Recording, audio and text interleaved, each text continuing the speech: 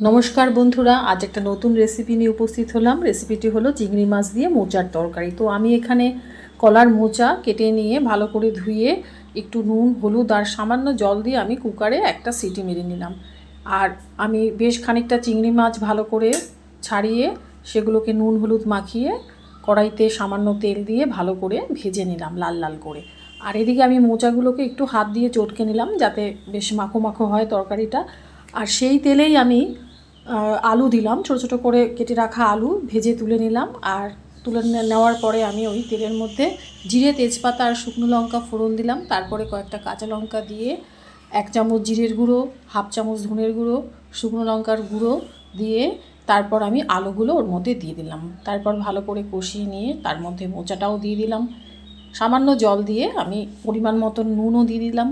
বেশ ভালো করে কষিয়ে আমি চিংড়ি মাছগুলো তারপর দিয়ে আবার ভালো করে নেড়ে চেড়ে আমি ওর দিয়ে গরম মশলা ছড়িয়ে দিলাম আর সামান্য চিনি দিয়ে দিলাম।